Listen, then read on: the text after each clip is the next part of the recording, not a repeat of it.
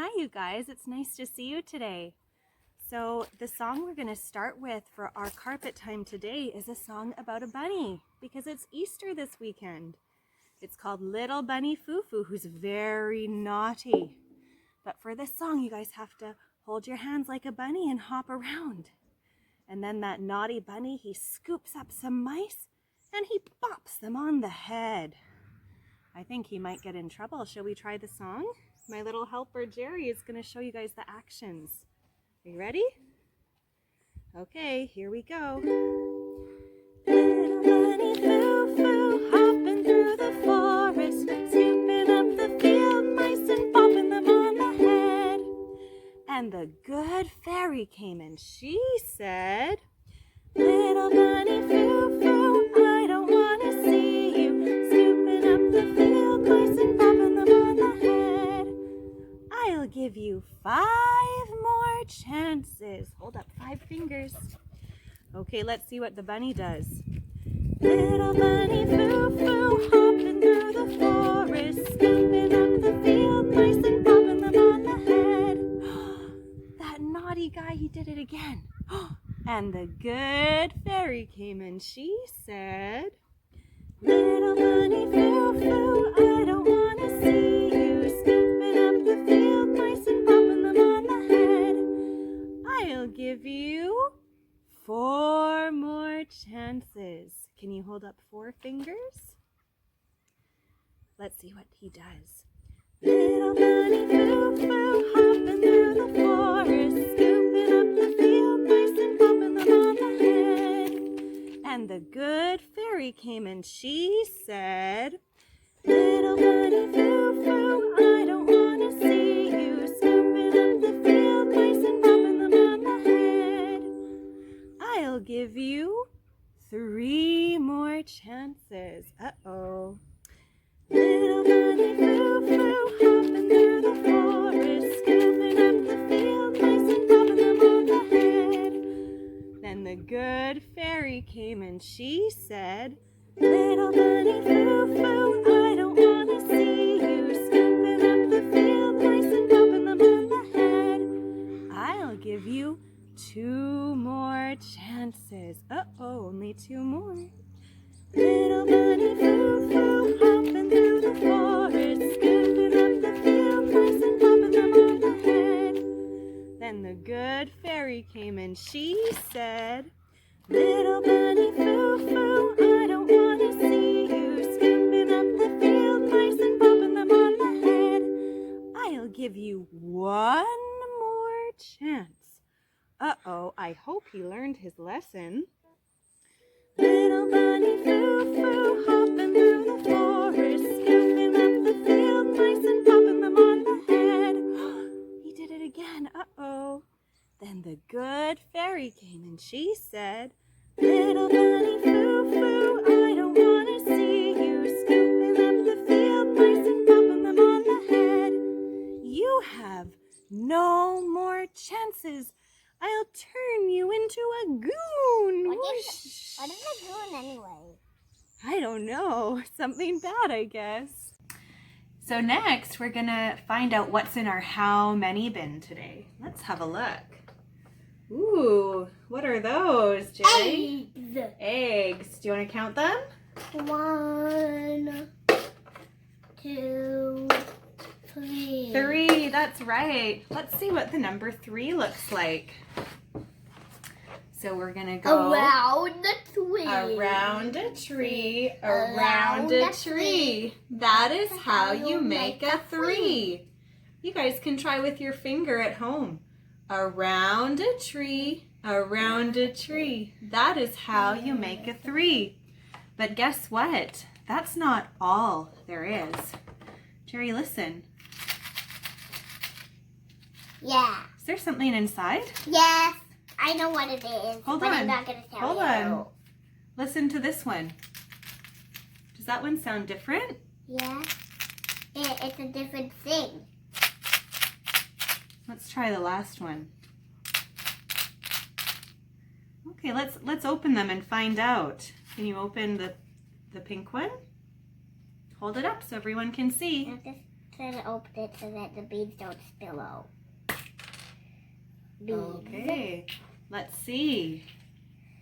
In this one, we have some beans. 3 beans. 1, 2, 3. 3 beans in that one. Uh-oh. Look at that.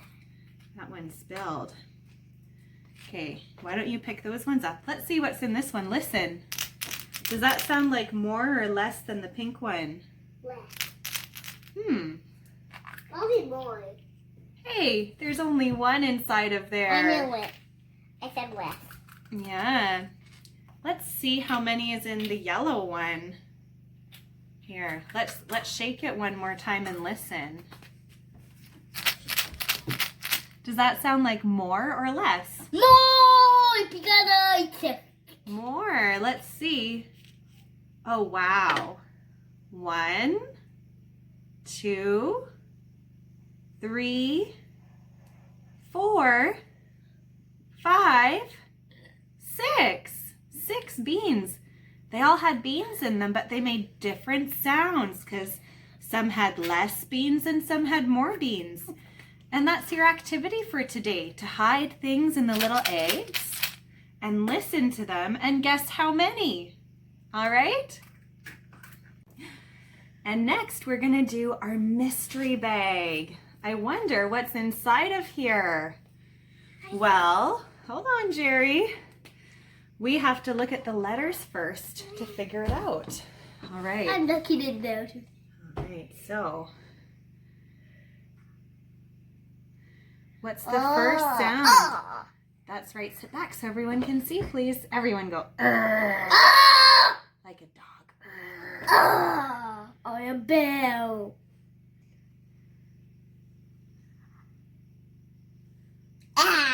That says, ah. Jerry, can you show us the action? Ah, ah, ah. Like you have ants on you. Ah, ah, ah. Let's see. Ah. What do you think it could be? Rat! A rat? Ooh. It's a pretend rat. You ready? B. Rat. What does B say? B. B, b, b. Rab. What's the action for b? Rab. What's the action for b? Like you have a baseball bat. B, b, b, b. Rab. Let's see what the next letter is. Rabbit. Eh. Everyone go, eh, eh, eh, like you have an itchy nose. Eh, eh, Rabbit. eh. Rabbit. Oh, rabbit. let's see what the last letter is. T. What does T say? T. Like you're watching a tennis ball. Hold on, Jerry. Let's do the action. T, t, t, t, t. Okay, so we have rabbit. What's the word? Rabbit. Rabbit. Let's have It's a look. like a pretend rabbit. Oh, you don't think it's alive in here? No. Let's find out what it is. If we're right. Can you pull it out, Jerry? Easter rabbit. Easter rabbit. Yes, it is an Easter rabbit. So the last thing we're going to do is read our story, The Tale of Peter Rabbit. It's about a very naughty little bunny. Hey, Jer? All right, let's read it. The Tale of Peter Rabbit by Beatrix Potter. Once upon a time, there were 4 little rabbits, and their names were Flopsy, Mopsy, Cottontail, and Peter. And they lived with their mother in a sandbank underneath the root of a very big fir tree. "Now, my dears," said old Mrs. Rabbit one morning, "you may go into the fields or down the lane, but don't go into Mr. McGregor's garden. Your father had an accident there. He was put in a pie by Mrs. McGregor. Now run along and don't get into mischief. I am going out." Then old Mrs. Rabbit took a basket and her umbrella and went through the wood to the baker's. She bought a loaf of brown bread and 5 currant buns. Flopsy, Mopsy, and Cottontail, who were good little bunnies, went down the lane to gather blackberries. I wonder what Peter Rabbit is doing right now. But Peter, who was very naughty, ran straight away to Mr. McGregor's garden and squeezed under the gate. First he ate some lettuces and some French beans, and then he ate some radishes. And then, feeling rather sick, he went to look for some parsley. But round the end of a cucumber frame, whom should he meet but Mr. McGregor? Mr. McGregor was on his hands and knees planting out young cabbages, but he jumped up and ran after Peter, waving a rake and calling out, "Stop, thief!" Peter was most dreadfully frightened. He rushed all over the garden, for he had forgotten the way back to the gate.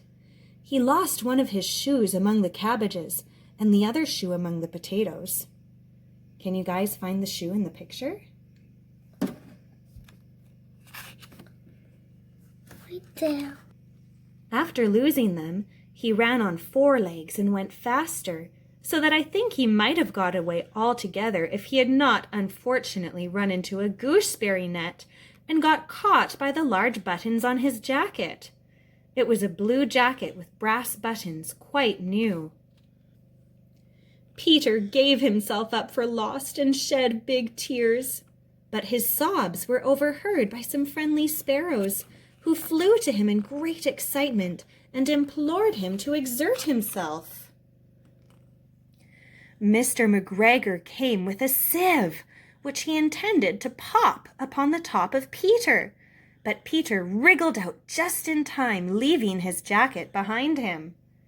Uh-oh, he's lost his shoes and his jacket now.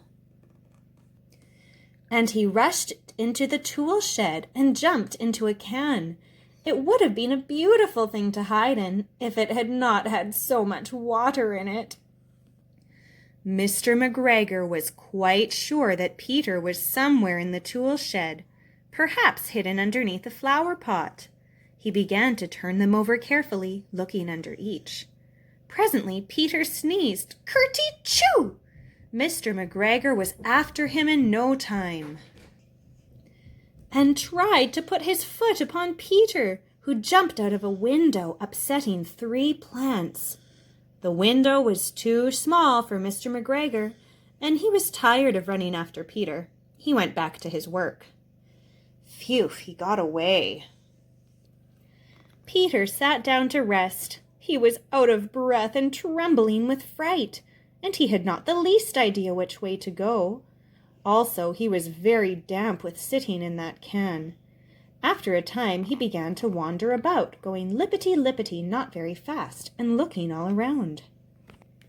He found a door in a wall, but it was locked, and there was no room for a fat little rabbit to squeeze underneath.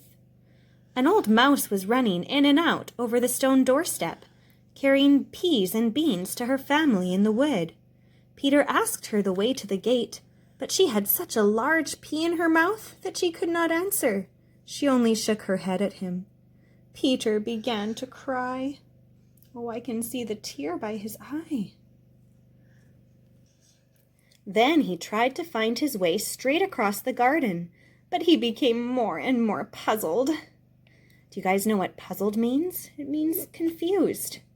He became more and more puzzled. Presently he came to a pond where Mr. McGregor filled his water cans. A white cat was staring at some goldfish. She sat very, very still, but now and then the tip of her tail twitched as if it were alive. Peter thought it best to go away without speaking to her. He had heard about cats from his cousin, little Benjamin Bunny. He went back towards the tool shed, but suddenly, quite close to him, he heard the noise of a hoe. That's a gardening tool. Scritch, scratch, scratch, scritch. Peter scuttered underneath the bushes, but presently, as nothing happened, he came out and climbed up on a wheelbarrow and peeped over. The first thing he saw was Mr. McGregor hoeing onions. His back was turned toward Peter, and beyond him was the gate. Peter got down very quietly off the wheelbarrow and started running as fast as he could go along a straight walk behind some black currant bushes.